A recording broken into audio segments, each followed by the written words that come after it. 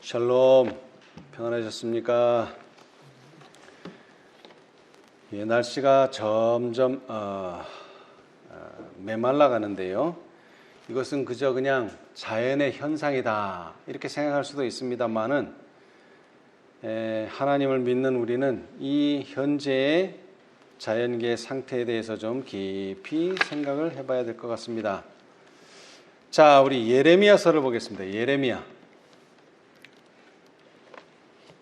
14장입니다. 이 구약의 예언의 말씀들이 이사야로부터 말라기서에 이르기까지 많이 인용되어 있는데요.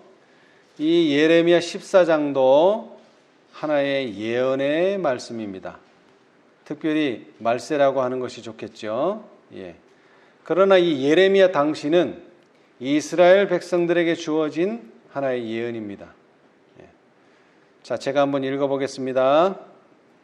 예레미야 14장 1절.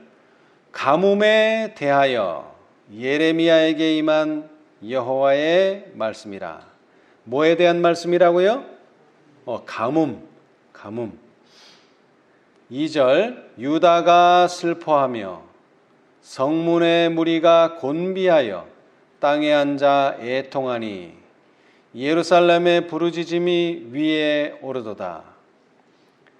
자, 여러분, 지금 가뭄이 어디에 올 것이 예언되었습니까? 유다 땅에, 유다 땅. 지금 이 상황은요, 북방 이스라엘과 남방 유다입니다. 유다의 성읍은 어디죠? 유다의 성읍 예루살렘입니다. 예루살렘. 여기서 말하는 성문, 어디에 있는 성문? 예루살렘 성에 있는 성문. 왜 슬퍼합니까? 비가 오지 않으니까 뭐가 문제가 생겼어요? 양식에 문제가 생겼어요. 가뭄이 드니까 양식에 문제가 생겼어요. 그래서 예루살렘의 부르짖음이 위에 오르도다. 너무나 배가 고파서 예루살렘이 지금 부르짖고 있습니다. 3절. 귀인들은 자기 사환들을 보내어 뭐를 기르라? 물을 기르라 하나 그들이 우물에 갔어도 물을 얻지 못하여 빈 그릇으로 돌아오니 부끄럽고 근심하여 그 머리를 가리우며. 여러분, 이 부끄럽다는 말을 잘 이해하셔야 돼요. 여러분, 물이 없는데 왜 부끄러워요? 물이 없습니다 하면 되지. 이건 원인이 있다는 거예요. 물이 없는 원인. 자, 4절. 땅에 비가 없어 지면이 갈라지니 밭 가는 자가 부끄러워서 그 머리를 가는도다. 여기도 마찬가지예요. 비가 안 와서 이 땅이 막 갈라지면 참 이거 비가 필요하다 이러면 되지. 왜 부끄러워요? 그리고 왜 머리를 가려요? 자, 이거 예루살렘 성에만 일어나는 문제가 아닙니다. 5절에 보니까 뭐라고요?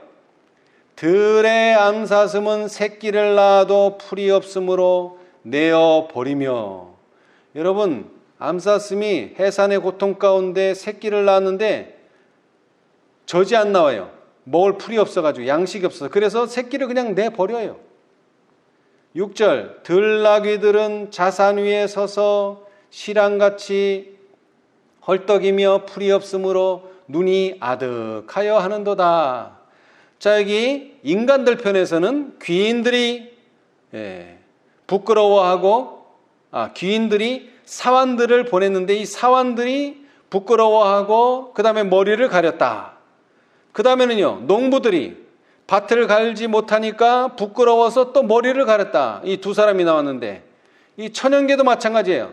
들 암사슴 새끼를 내어버리고 들 나귀, 여기도 두 종류의 짐승이 다 비가 오지 않아서 전부 고통을 당하는 그런 모습을 여기 묘사하고 있어요. 자, 그런데 왜 부끄러워하고 왜 머리를 가리우는지 이제 그 원인이 나와요. 7절. 여호와여, 우리의 죄악이 우리에게 대하여 증거할지라도 주는 주의 이름을 위하여 일하소서. 우리의 타락함이 많으니이다. 우리가 주께 범죄하였나이다. 여러분, 비가 왜 안 온다고요? 비가 왜 안 와요? 우리가 주께 범죄하고 우리가 타락했기 때문에 비가 안 온다는 거예요. 이런 환난과 고통이 온다는 거예요. 범죄로 인해서. 8절, 이스라엘의 소망이시여 곤란한 때의 구원자이시여 어찌하여 이 땅에서 거류하는 자같이 하룻밤을 유숙하는 행인같이 하시나이까? 어찌하여 놀라 벙벙하는 자 같으시며 구원치 못하는 용사 같으시니이까?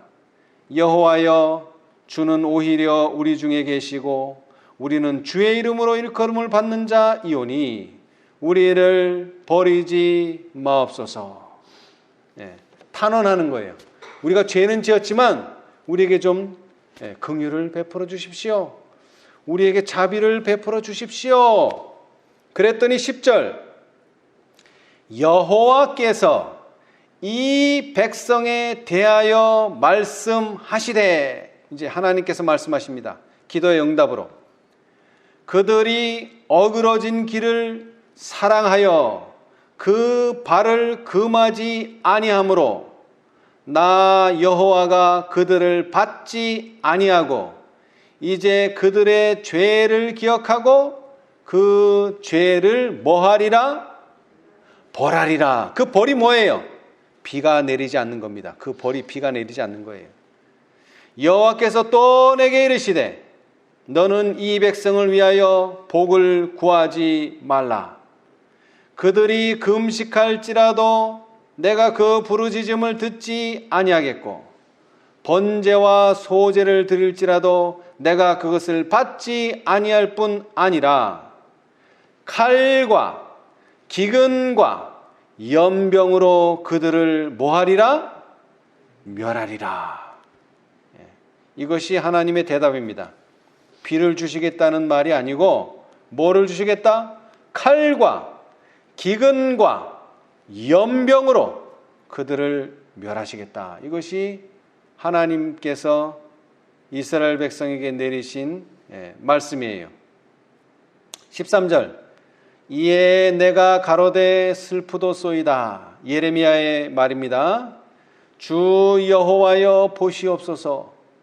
선지자들이 그들에게 이르기를 너희가 칼을 보지 아니하겠고 기근은 너희에게 이르지 아니할 것이라. 여러분, 예레미야가 말하기를 지금 여호와 하나님께서는 뭐를 주겠다고요?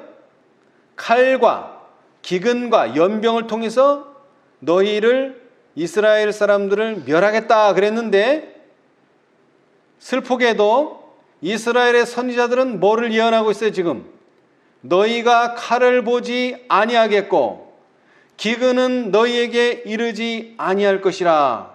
반대 예언을 하고 있어요. 지금 반대 예언. 여호와께서 이곳에서 너희에게 확실한 평강을 주시리라. 그런 예언을 하고 있어요. 14절, 여호와께서 내게 이르시되 선지자들이 내 이름으로 뭐를 한다고요? 거짓 예언을 하도다. 뭐가 거짓 예언이에요? 하나님께서는 칼과 기근과 연병을 주시겠다. 그런데 선지자들은 그거를 전하는 게 아니라 칼도 없고 뭐도 없고 기근도 없고 너희는 평강할 것이다. 그게 거짓 예언이라는 거죠. 나는 그들을 보내지 아니하였고 그들에게 명하거나 이르지 아니하였거늘 그들이 거짓 계시와 복술과 허탄한 것과 자기 마음의 속임으로 너희에게 예언하도다. 그러므로 내가 보내지 아니하였어도 내 이름으로 예언하여 이르기를 칼과 기근이 이 땅에 이르지 아니하리라 하는 선지자들에 대하여 나 여호와가 이같이 이르노라. 그 선지자들을 칼과 기근에 멸망할 것이요. 자, 백성들을 그렇게 멸망하시겠다 했는데 백성들 전에 누가 먼저 멸망을 당하게 생겼어요? 선지자들. 왜? 선지자들이 거짓 예언을 하기 때문에 똑같은 방법이에요. 칼과 기근에 멸망할 것이라. 16절.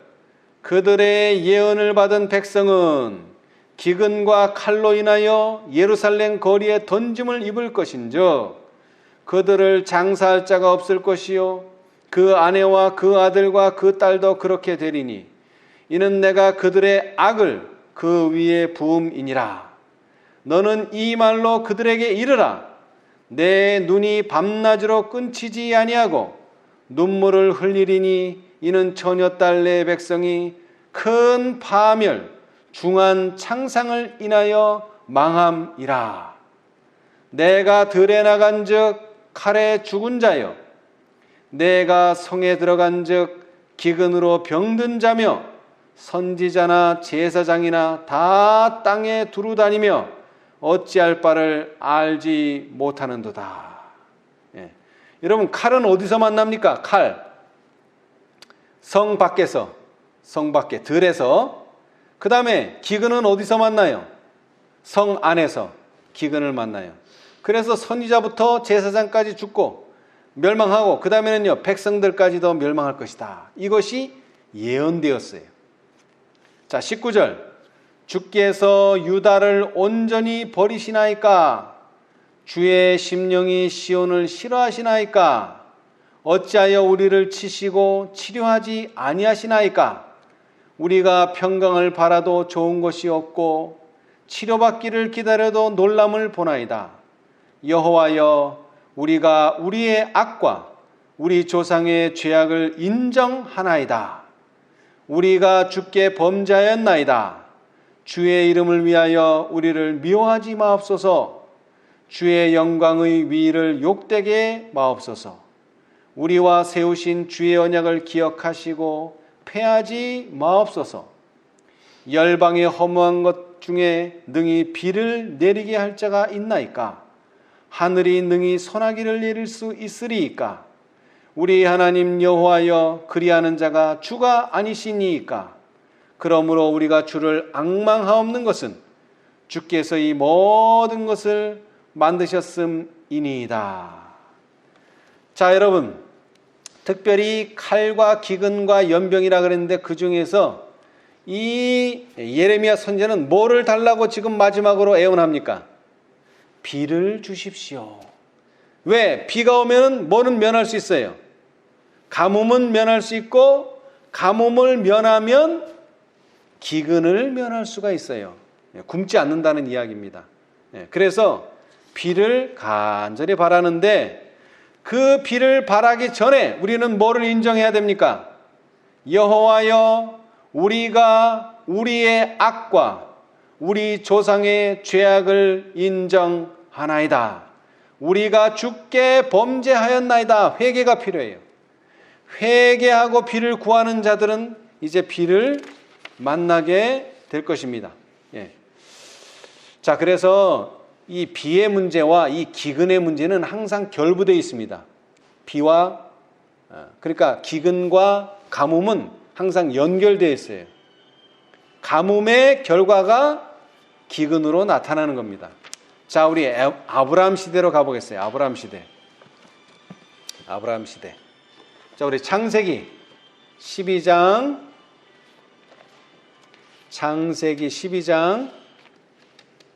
9절하고 10절입니다. 한번 누가 읽어보세요. 창세기 12장 9절 10절. 점점 남방으로 옮겨갔더라. 그 땅에 기근이 있으므로 아브라함이 외국에 거하려 하여 그리로 내려갔으니 이는 그 땅에 기근이 심하였습니다. 예. 자, 여기 성경을 보면은 기근을 만난 한 사람을 우리가 볼 수 있는데요. 바로 누굽니까? 믿음의 조상 아브라함입니다. 아브라함. 근데 이 아브라함이 기근을 만난 곳이 공교롭게도 하나님께서 약속의 땅이라고 인도하신 그 땅에 갔는데, 점점 남방으로 옮겨갔는데 그 땅, 하나님께서 가라고 하는 그 땅에 뭐가 들었어요? 기근이 있어요. 그 땅에 기근이 일어난 거예요. 자, 그래서 이 기근을 예언의 신은 이렇게 설명하고 있습니다. 자, 우리 부조화 선지자 보겠습니다. 부조화 선지자. 128페이지. 부조와 선지자 128페이지. 우리가 이 예언의 신이 없었다면 이 상황을 이해하기가 좀 쉽지 않은데 우리는 예언의 신이 있기 때문에 이 상황을 아주 제대로 이해할 수가 있습니다. 128페이지, 129페이지네요. 정확히 129. 자, 그 129라고 쓴 그 한 단락 한번 읽어보세요. 아브라함은 남쪽으로 여행을 계속하고 있었는데 그의 믿음은 다시 시험을 당하였다. 하늘은 비를 내리지 않고 진행구는 골짜기에서 푸른 비를 그치고 세례풀은 시들었다. 산새들과 가축새들은 숙소를 얻지 못하였고 기근은 온 장막을 기억하였다. 그때 그 구조는 성리의 인도를 의심하지 않았을까? 그는 갈대아 성리의 풍요를 사모하는 마음으로 돌아보지 않았을까? 그에게 고난에 고난이 연속될 때 아브라함이 어떻게 할 것인지를 모두 열심히 주시하고 있었다. 그의 확신이 요동한 것 같이 보이지 않는 한 그들은 희망이 있다고 생각하였다. 그들은 하나님께서 그의 것이시며 여전히 그를 인도하시고 계신 것을 확신하였다. 예. 자, 여러분. 성경절을 그대로 여기 설명하고 있죠? 성경절은 뭐라고 했어요? 점점 남방으로 옮겨갔더라 그랬는데 여기도 보면 아브라함은 남쪽으로 여행을 계속하고 있었는데 이 여행은 왜 시작됐느냐 하면 자기 조상들이 살던 땅을 떠나서 어디로 가라고요? 약속의 땅, 가나안을 가도록 인도하셨어요. 그래서 모든 것을 다 버리고 전혀 알지 못하는 땅, 그 가나안 땅을 가고 있는데 풍년에 풍년을 거듭해도 가기 힘든데 계속 뭐가 오는 거예요? 시련이 오는 거예요. 시련. 특별히 어떤 시련? 하늘은 비를 내리지 않는 것입니다. 기근이 찾아온 거예요. 기근. 가뭄이 들어서 먹을 것이 없는 거예요. 그러나 아브라함의 확신은 요동했습니까? 흔들렸어요? 아니요. 흔들림이 없이 계속 예수님의 인도하심을 따라 가는 것입니다. 물론 애굽에 간 적도 있었지만 다시 가나안 땅으로 돌아옵니다. 왜? 이것은 약속하신 땅이기 때문에. 그러나 하나님께서는 기근을 허락하셨어요. 무엇을 통해서요? 비를 내리지 않으심으로. 자, 그 다음에 이제 또 기근의 사건이 하나 나오는데요. 자, 창세기 41장. 창세기 41장. 이것은 우리가 익히 아는 바요. 또 중요한 사건이기도 합니다.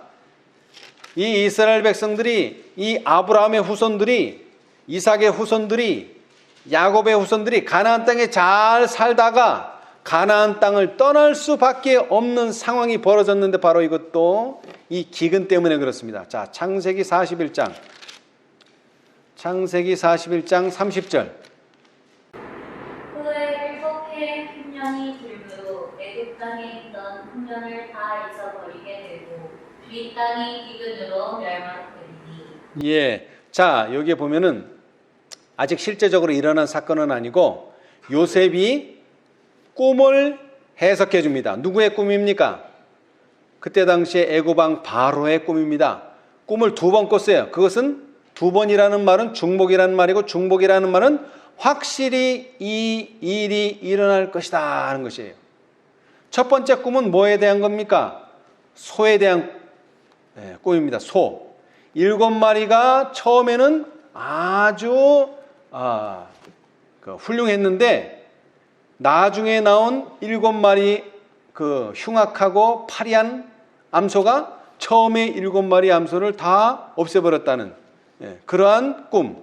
그 다음에 다시 또 꿈을 꿨는데 이번에는 이삭의 꿈을 꿨어요. 이삭. 그렇죠? 나중 이삭이 처음 이삭보다 훨씬 못해서 처음 것은 다 잊어버렸다는 거예요. 말 그대로예요.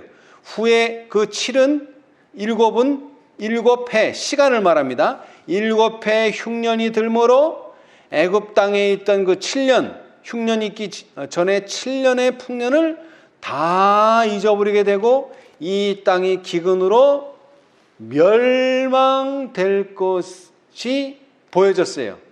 예언되었어요. 자, 그래서 이 멸망을 면하기 위해서 어떻게 해야 된다는 거예요? 34절. 바로께서는 또 이같이 행하사 북중에 여러 관리를 두어 그 7해 풍년의 애굽 땅의 5분의 1을 거두되. 예. 자, 그런데 이 요셉은 그 꿈을 해석해 줄 뿐만 아니라 그 꿈이 가져올 흉년에 사람들이 기근으로 말미암아 멸망당하지 않을 방법까지 소개해 줬어요. 그 방법이 뭡니까? 풍년이라고 흥청망청 쓰지 말고 그 풍년에 거둬들이는 곡식의 얼마를 5분의 1을 저축을 하라는 거예요. 5분의 1 또는 10분의 2, 12조를 저축하라는 거예요. 그리고 약분하면 5분의 1, 5분의 1. 자, 이 기근으로 말미암아 야곱과 그의 자손들은 가나안 땅에 살다가 어디로 양식을 사러 오게 됩니까? 애굽으로 양식을 사러 오게 됩니다. 그리고 이 기근이 한 해 두 해로 끝나지 않기 때문에 계속 뭐 하게 됐습니까? 계속 애굽에 눌러 살게 됐어요. 그래서 결국 애굽 사람 비슷하게 되었는데 나중에 어떻게 됐어요? 이 요셉을 알지 못하는 왕이 나타나서 이 이스라엘 사람들을 완전히 종처럼 부려먹었어요. 그렇게 될 때에 모세가 나타나서 이제 이스라엘 백성들을 출애굽시켜서 가나안 땅에 가게 되는데 그 사건의 원초적인 원인은 바로 7년 기근에 있다는 것입니다. 그리고 그 해법은 5분의 1을 항상 저축해 두는 것입니다. 5분의 1. 여러분 마지막 계시록 14장과 18장의 천사를 다 합치면 몇 천사가 나와요? 5천사가 나오죠. 우리는 그 5천사 중에 한 천사의 도움으로 항상 풍요로울 때 저축해 둬야 됩니다. 왜? 곧 기근이 올 것이기 때문에 그렇죠. 예. 자, 그러면서 이제 이스라엘 백성들은 출애굽을 해서 드디어 가나안 땅에 정착하게 됩니다. 천신만고 끝에. 자, 그런데 이 가나안 땅에 정착할 때에 여호와 하나님께서 이 젖과 꿀이 흐르는 땅이 되기 위해서는 전제 조건이 필요하다는 것을 제시하셨어요. 자, 신명기. 가나안 땅에 들어간다고 다 되는 것이 아닙니다. 신명기 11장. 신명기 11장 13절에서 17절까지 천천히 한번 읽어보세요. 신명기서 11장 13절에서 17절. 내가 오늘날 너희에게 명하는 나의 명령을 너희가 만일 청종하고 너희의 하나님 여호와를 사랑하여 마음을 다하고 성품을 다하여 섬기면 여호와께서 너희 땅에 이른 비 늦은 비를 적당한 때에 내리시리니 너희가 곡식과 포도주와 기름을 얻을 것이요 또 유축을 위하여 들에 풀이 나게 하시리니 네가 먹고 배부를 것이라. 너희는 스스로 삼가라. 두렵건대 마음에 미혹하여 돌이켜 다른 신들을 섬기며 그것에게 절함으로 여호와께서 너희에게 진노하사 하늘을 닫아 비를 내리지 아니하여 땅으로 소산을 내지 않게 하심으로 너희가 여호와의 주신 아름다운 땅에서 속히 멸망할까 하노라. 예, 감사합니다. 여러분, 아름다운 땅은요, 그냥 아름다운 땅이 아닙니다. 항상 이른 비와 늦은 비가 그것도 적당한 때에 내릴 때에 그곳은 아름다운 땅입니다. 여러분, 우리가 과정 공부에서 배웠죠? 율법사가 찾아왔어요. 그리고 물어봤어요. 무엇을 하여야 영생을 얻으리까? 답은 뭡니까? 오늘 성경절에 읽은 신명기 11장 13절입니다. 너희가 만일 청종하고 너희 하나님 여호와를 사랑하며 마음을 다하고 성품을 다하여 섬기면 영생을 얻지만 섬기지 않으면요 영생을 얻지 못합니다. 비가 내리는 조건과 아름다운 땅이 되기 위해서 이른 비와 늦은 비가 내리는 조건과 영생을 얻는 조건은 다를 것이 없습니다. 똑같습니다. 자, 하나님을 사랑하지 않으면 그렇게 되는 것인데, 그래서 우리는 하나님을 사랑해야 되는데, 하나님을 사랑하지 않고 스스로 삼가지 않으면 우리는 비를 볼 수 없고, 그 다음에 기름진 곡식과 포도주와 기름을 얻을 수가 없어요. 그 다음에 육축도 풀을 먹을 수가 없어요. 그런데 그렇게 되는 방법은 하나님을 사랑하지 않는 것이 아니라 마음에 미혹하여 돌이켜 다른 신들을 섬기며 그것에게 절하는 자들이 바로 비를 받을 수 없는 자들이요 영생을 얻을 수 없는 자들이라, 이렇게 설명하고 있습니다. 그래서 가나안에 사는 이스라엘 백성들에게 비는 순종하고 있느냐 불순종하고 있느냐의 척도가 되는 것입니다. 불순종하는 시간에는 가뭄이 들 것이고, 순종하는 시간들 속에서는 풍성한 비, 때를 따라 이른 비와 늦은 비가 내릴 것입니다. 자, 이 조건은 이제 바벨론에 대한 경고로 이어집니다. 자, 예레미야 50장. 아까는 예레미야 14장을 읽었는데요. 자, 지금은 예레미야 50장입니다. 예레미야 50장. 예레미야 50장 35절에서 38절입니다. 예레미야 50장 35절에서 38절. 나 여호와가 말하노라.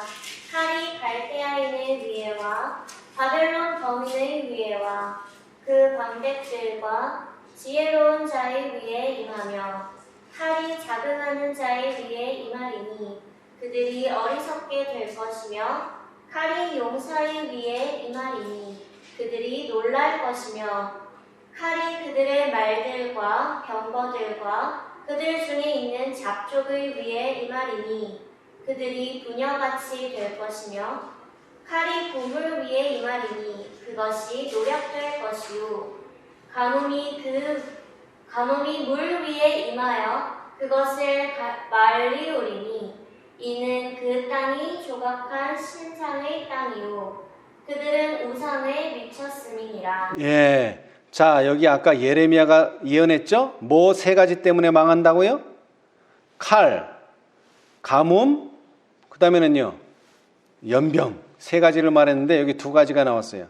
하나는 칼, 그 칼은 누구로부터 옵니까? 갈대아인 또는 바벨론 거민들을 통해서 올 것이고요. 또 하나는요 천연계 가뭄이 들 거예요. 왜 가뭄이 들어요? 그 이유가 그 땅이 조각한 신상, 우상들에게 경배하기 때문에 그래요. 그래서 가뭄이 온다는 거예요. 신명기서의 말 그대로입니다. 우상을 섬길 때에 가뭄이 올 것이다 그랬는데 바로 이스라엘 백성들이 바벨론의 칼에 멸망하고 그 다음에 가뭄에 멸망하게 된 이유는 그들이 우상을 섬겼기 때문에 그렇습니다. 이것은 엘리야 시대 때도 마찬가지예요. 엘리야 시대 때, 아합 시대에도 누구를 섬겼어요? 남방 유다가 그랬던 것처럼 북방 이스라엘도 또 우상을 섬겼죠. 자, 열왕기상을 보겠습니다. 열왕기상 17장 1절 한번 읽어보세요. 열왕기상 17장 1절.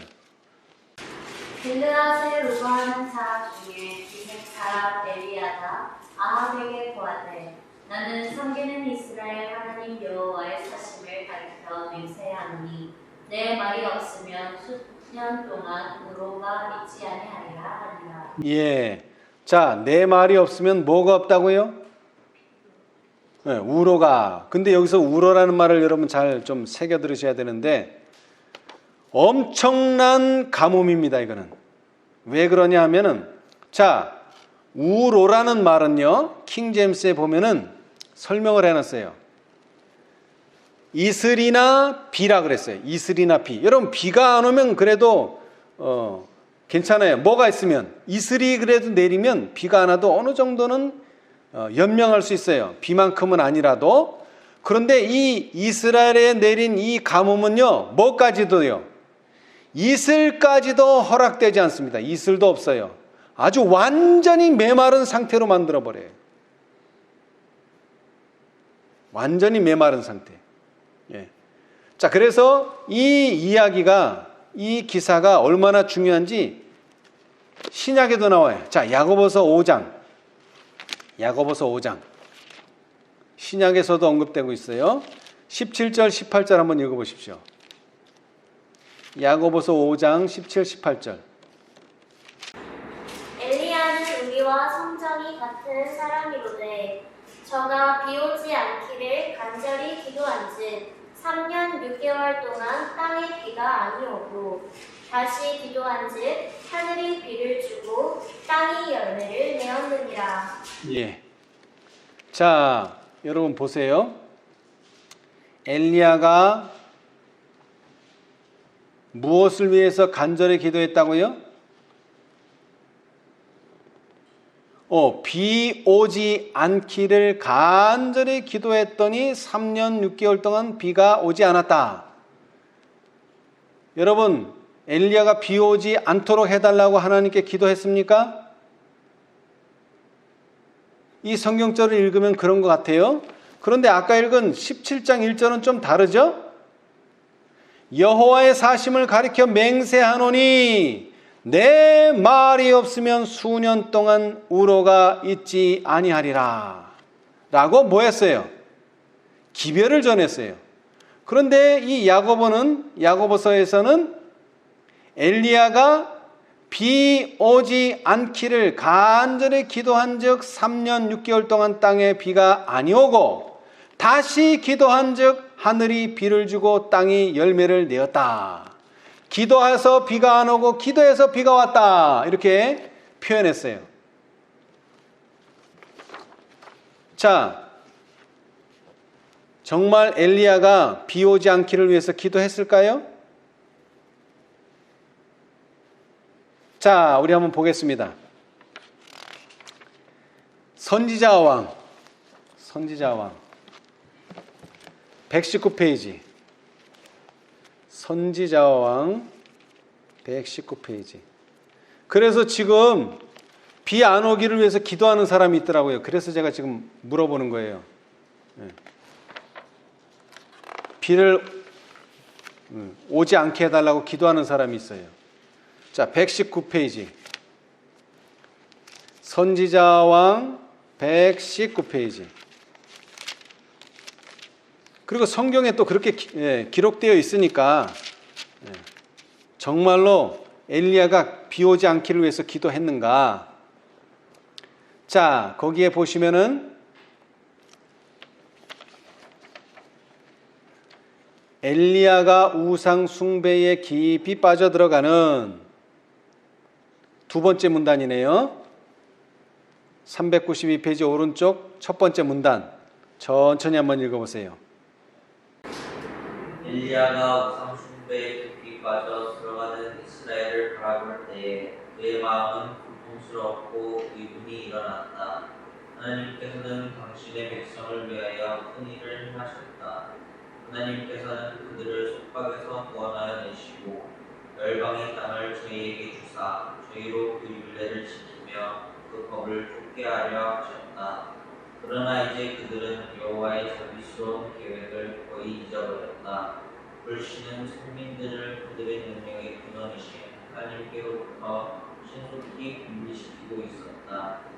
산증 은신처에서 이 배도를 바라본 엘리야는 슬픔을 억제할 수 없었다. 외로운 마음으로 그는 한때 은총을 받은 백성들의 악한 행위를 제지시키시고 필요하다면 평가를 내리사 죄로 하나님께로부터 떠난 것을 사실 그대로 볼 수 있게 해달라고 하나님께 간청하였다. 엘리야는 그들이 하나님을 노엽게 하여 완전히 멸하실 정도로 악을 행하게 되기 전에 회개하는 것을 보기를 갈망하였다. 예. 자, 여기 비 오지 않게 해달라고 기도한 내용이 있나요? 그럼 뭐라고 기도했습니까? 뭐라고 기도했어요? 한때 은총을 받은 백성들의 악한 행위를 제지시키시고 필요하다면 뭐를 내리사? 형벌을 내리사 저희로 하나님께로부터 떠난 것을 사실 그대로 볼 수 있게 해달라고 하나님께 간청 또는 기도하였다. 근데 그 형벌이 뭐예요? 비가 오지 않는 것입니다. 왜? 신명기서에 이미 말했듯이 우상을 섬기고 하나님을 떠나서 우상을 섬길 때에 나는 너에게 비를 내리지 않겠다고 이미 선언하셨기 때문에. 자, 다음 문단 읽어보세요.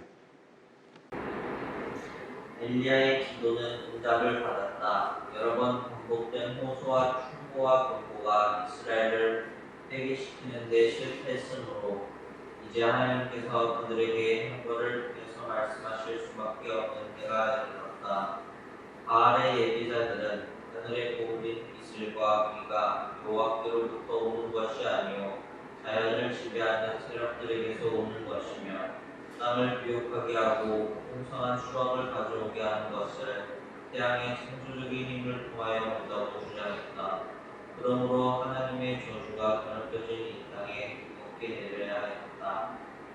또한 이스라엘 집가들은 평생 축복을 받기 위하여 바알의 능력을 의지하는 어리석음을 나타냈다.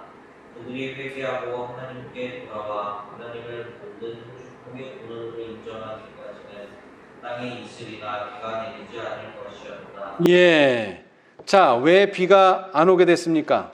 물론 우상을 숭배해서기도 하지만 그때 당시에 이스라엘 백성들은 비는 누가 주는 것이다?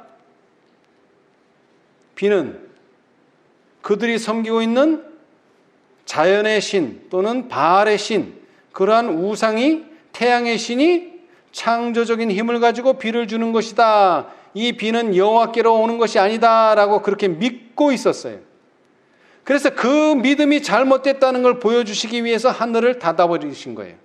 그리고 더 나아가서는 땅에 이슬이나 비를 주시는 누구를?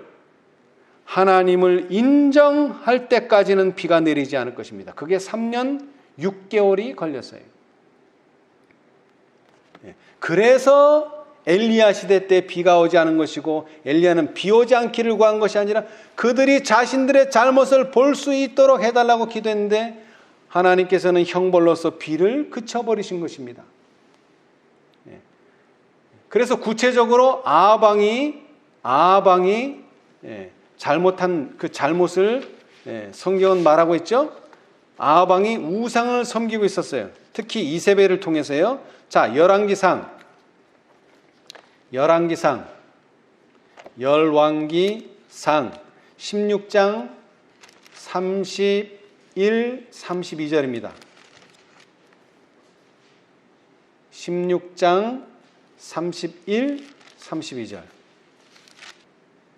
느밧의 아들 여로보암의 죄를 따라 행하는 것을 오히려 가볍게 여기며 시돈 사람의 왕 엣바알의 딸 이세벨로 아내를 삼고 가서 바알을 섬겨 숭배하고 사마리아에 건축한 바알의 사당 속에 바알을 위하여 단을 쌓으며, 이것이 바로 30절에 오므리의 아들 아합이 한 행동입니다. 아합이. 그렇기 때문에 그 땅에 뭐가 오는 거예요? 가뭄이 오고 그 가뭄으로 인해서 기근이 찾아온 것입니다. 근데 마치 엘리야가 비 오지 않도록 기도한 것처럼 성경은 표현하고 있지만 사실은 그것이 그러한 깊은 뜻이 있다고 하는 것인데, 이와 비슷한 상황이 성경에 또 기록되어 있어요. 자, 우리 출애굽기 4장 보겠습니다. 출애굽기 4장 21절. 출애굽기 4장 21절. 자, 누가 한번 읽어보시겠어요? 여호와께서 모세에게 이르시되 네가 애굽으로 돌아가거든 내가 내 손에 준 이적을 바로 앞에서 다 행하라. 그러나 내가 그의 마음을 강팍케 한즉 그가 백성을 놓지 아니하리니. 예. 자, 여기에서 그가는 누굽니까? 그는 누구예요? 바로죠? 그럼 내가는 누구예요? 내가 그의 마음을 강팍케 한다. 그 내가는 누구예요? 여호와께서 모세에게 말씀하셨으니까 거기에 그 대화의 나는 여호와 하나님이에요. 여호와가 그의 마음, 누구의 마음? 바로의 마음을 어떻게 하겠다고요? 여호와가 바로의 마음을 강팍하게 하겠다. 마치 하나님께서 바로의 마음을 강팍하게 한 것처럼 성경은 묘사하고 있어요. 그러나 사실은 하나님이 한 게 아니죠. 바로가 스스로 그런 마음을 먹은 것이지. 자, 거기에 대한 설명을 보겠습니다. 부조와 선지자 268페이지. 부조와 선지자 268페이지. 부조와 선지자 268페이지. 하나님께서 바로에 대하여 내가 그의 마음을 강팍케 한즉. 자, 그 중간에 있네요. 구속의 역사 126페이지 중간쯤에 하나님께서 바로에 대하여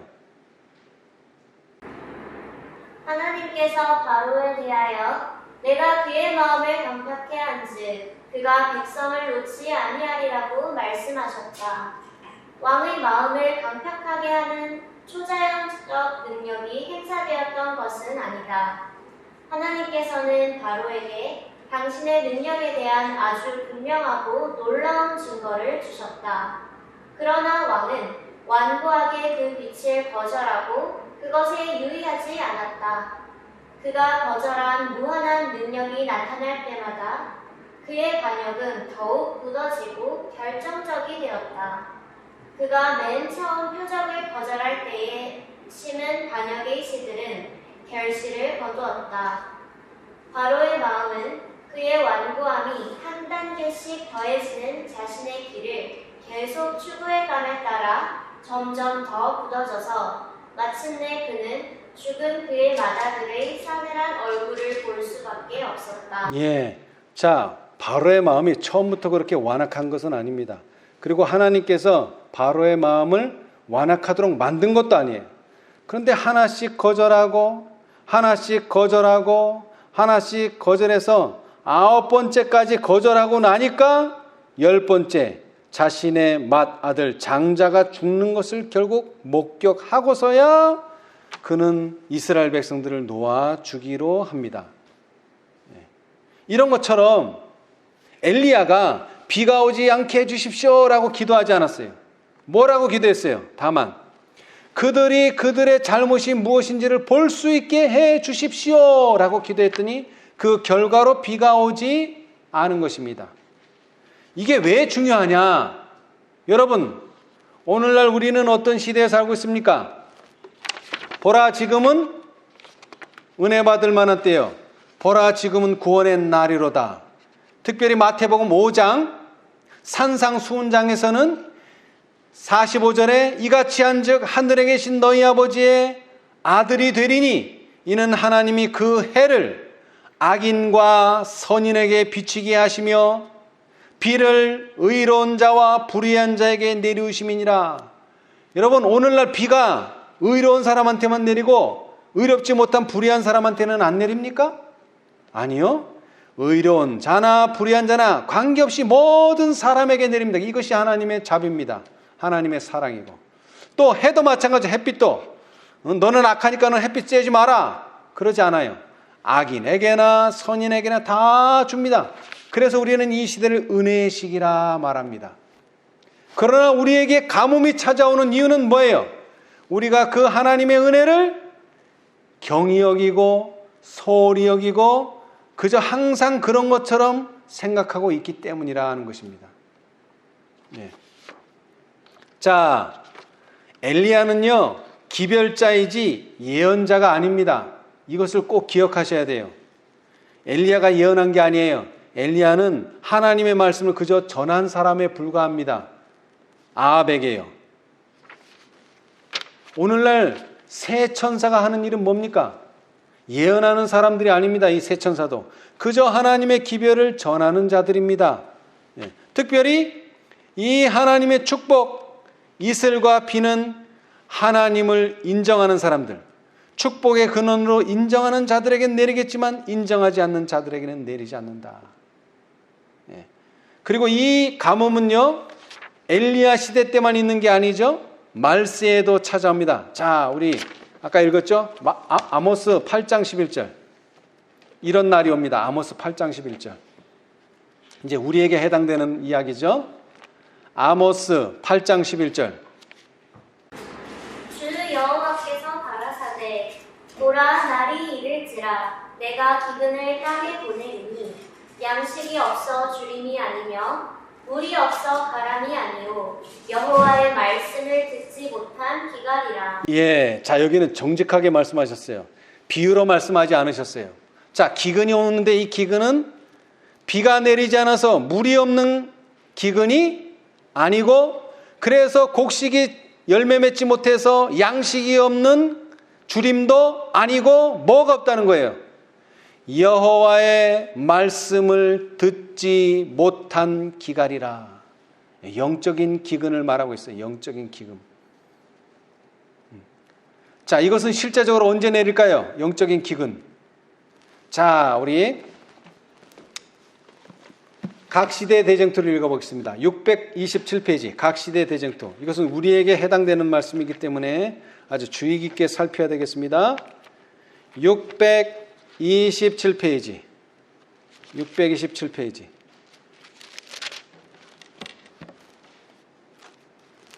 627페이지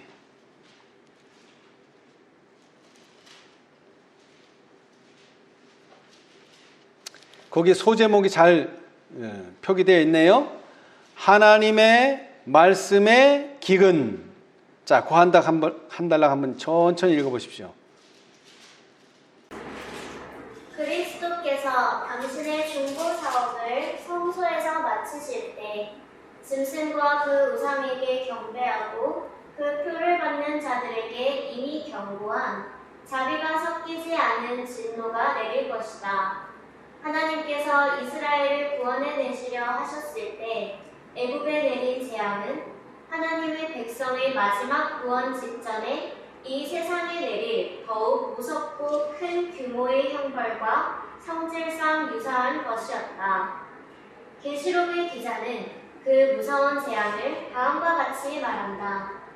악하고 독한 헌대가 짐승의 표를 받은 사람들과 그 우상에게 경배하는 자들에게 하더라. 바다가 곧 죽은 자의 피같이 되니 바다 가운데 모든 생물이 죽더라. 강과 물 근원에 쏟음에 피가 되더라.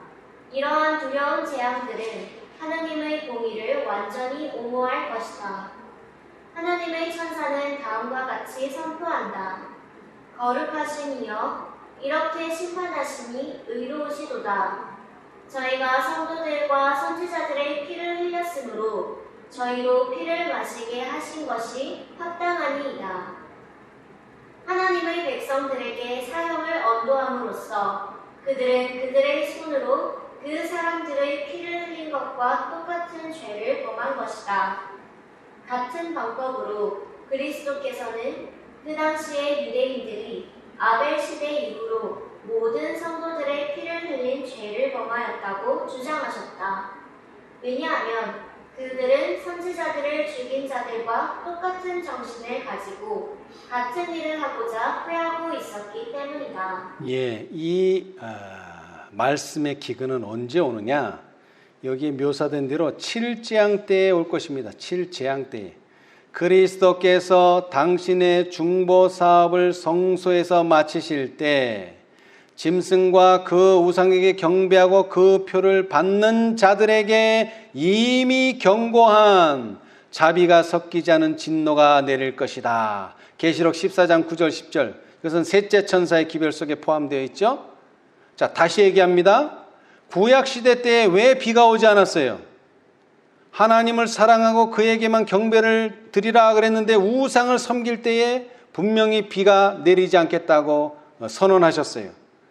마찬가지입니다. 이 시대에도 짐승과 그의 우상에게 경배하고 그 표를 받는 자들에게 이 말씀의 기근이 내려올 것입니다. 특별히 언제요? 성소의 사업이 마칠 때, 그리고 7재앙이 시작될 때부터 말씀의 기근은 심각하게 옵니다. 그러나 지금 이 시대에도 셋째 천사의 기별은 외치고 있어요. 뭐 하지 말라고요? 짐승과 그의 우상에게 경배하고 그 표를 받지 말라. 그러면 너희는 말씀의 기근을 만날 것이다. 그 말은 다시 말하면 말씀에 어떠한 보증도 없을 것이다 라는 것이죠. 자, 두 단락을 지나가서 그날에 많은 사람들은 그들이 오랫동안 멸시해온 하나님의 자비의 보호를 받고자 할 것이다. 주 여호와께서 가라사대 보라 날이 이를지라 내가 기근을 땅에 보내리니 양식이 없어 주림이 아니며 물이 없어 가람이 아니요 여호와의 말씀을 듣지 못한 기갈이라. 사람이 이 바다에서 저 바다까지 북에서 동까지 비틀거리며 여호와의 말씀을 구하려고 달려 왕래하되 얻지 못하리라. 자, 그런데 이것은 7장 때만 있는 이야기가 아닙니다. 왜요? 여기도 분명히 나와 있지만 사람들이 뭐를 등한히 해왔어요? 뭐를요? 하나님께서 자비의 보호하심을 항상 그들로 보호해왔다는 사실을 등한히 여기고 자신들이 마치 그런 모든 환난을 극복하고 자신들이 마치 그 모든 일에 승리를 얻은 것처럼 스스로 높은 자들은 다 이 환난 속에서 있게 될 것입니다. 자, 이 상황을 살아남는 이들은 이렇게 묘사했어요. 404, 405페이지.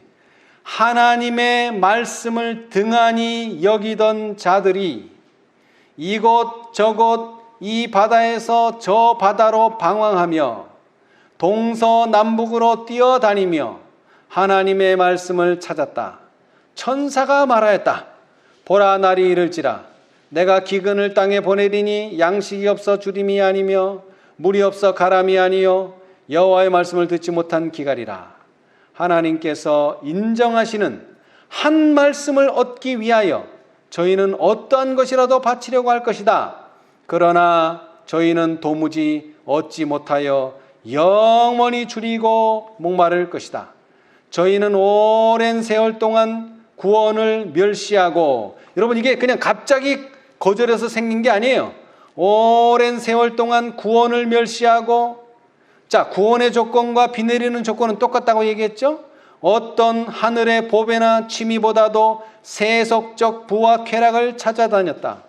그들은 예수를 배척하고 그 성도들을 멸시하였다. 더러운 자는 그대로 영원히 더러울 것이다. 이것은 선고가 그때 내렸을 뿐이지 한 번에 그렇게 된 것이 아니라는 거예요. 오랜 시간을 두고 그들은 하나님의 말씀을 등한히 해왔다 이겁니다. 예수님 당시에 이스라엘 백성들이 하나님의 말씀을 등한히 해왔습니다. 마태복음 25장에 미련한 처녀들이 하나님의 말씀을 등한히 해왔습니다. 1844년 당시에 재림의 교리를 등한히 여겼던 개신교회가 있었습니다. 그리고 더 나아가서는 하늘로부터 오는 빛을 등한히 한 사람들이 있었습니다. 각 시대 대쟁투 309, 377페이지에 묘사되어 있는데요. 자, 비 내리는 상황과 구원 얻는 상황은 지금도 똑같습니다. 그래서 신명기 32장 2절에는 나의 교훈은 내리는 비요 나의 말은 맺히는 이슬이요 연한 풀 위에 가는 비요 채소 위에 단비로다. 그래서 이 비를 맞은 것들이 열매를 맺게 되고 그 열매를 통해서 우리는 양식을 얻게 되는 것입니다. 자, 끝으로 이제 한 말씀만 읽고 마치겠는데요. 자, 이러한 가뭄이, 기근이 찾아올 때 우리는 어떻게 해야 되는가? 자, 데살로니가 후서 2장 7절로 12절에 대한 화해 주석을 보겠습니다. 데살로니가 후서 2장 7절로 12절의 주석, 화이트 주석.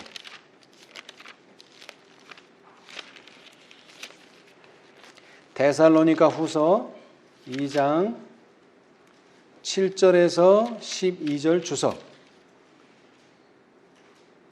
소제목은 바로 그대의 눈앞에서 행할 사단의 이적들.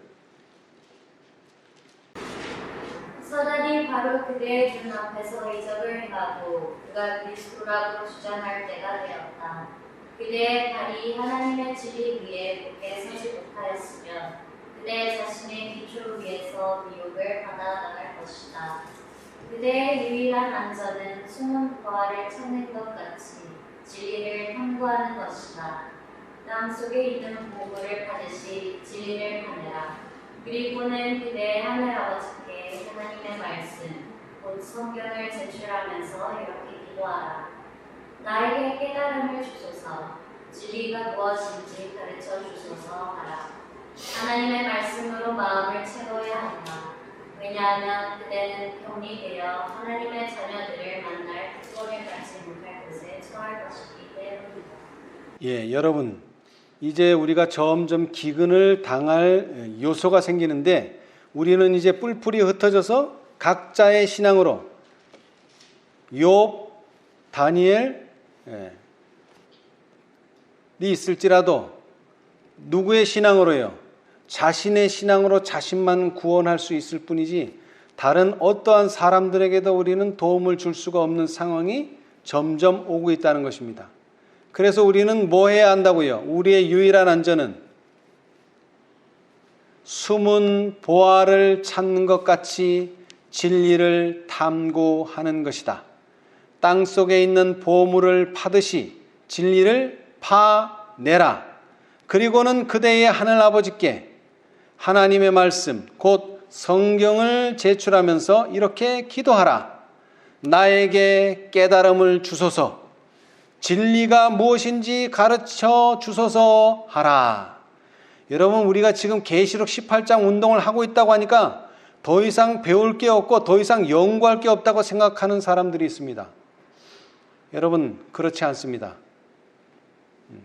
우리가 이제 알게 되었을 뿐이지 이 아는 것을 계속 지키고 확신이 없으면 결국 우리는 미혹을 당하게 됩니다. 여러분, 이게 뭐에 대한 주석이냐면 데살로니가 후서 2장 7절로 12절의 주석인데 그 데살로니가 2장 7절로 12절의 말씀이 뭐냐면 불의의 모든 속임으로 멸망하는 자들에게 이 말이니 이는 저희가 진리의 사랑을 받지 아니하여 구원함을 얻지 못함이니라. 이러므로 하나님의 유혹을 저희 가운데 역사하게 하사 거짓 것을 믿게 하심은 진리를 믿지 않고 불의를 좋아하는 모든 자로 심판을 받게 하려 하심이니라. 우리가 진리 안에 있지 않으면요, 진리를 믿지 아니하면요, 진리를 알지 아니하면요, 진리에 대한 확신이 있지 아니하면 우리는 불의의 모든 속임으로 인하여 멸망하는 자들에게 임할 때에 진리의 사랑을 받지 아니한 자들은 구원을 얻지 못하게 될 것입니다. 그래서 우리는 몰라서가 아니라 아는 것을 더욱 확실하게 하기 위해서 그대의 유일한 안전은 숨은 보화를 찾는 것 같이 진리를 탐구하는 것이다. 땅 속에 있는 보물을 파듯이 진리를 파내라. 그리고는 그대의 하늘 아버지께 하나님의 말씀, 곧 성경을 제출하면서 이렇게 기도하라. 나에게 깨달음을 주소서, 진리가 무엇인지 가르쳐 주소서 하라. 우리 모두 이 시간에 우리의 안전을 위하여 하나님의 말씀을 숨은 보화를 찾는 것 같이 진리를 탐구함으로 우리는 항상 겸손한 마음으로 하나님께 나에게 깨달음을 주소서, 진리가 무엇인지 가르쳐 주소서 하는 말씀으로 하나님의 말씀을 우리의 마음에 항상 채워넣는 저와 여러분이 되시기를 간절히 바라면서 오늘 말씀 마치겠습니다.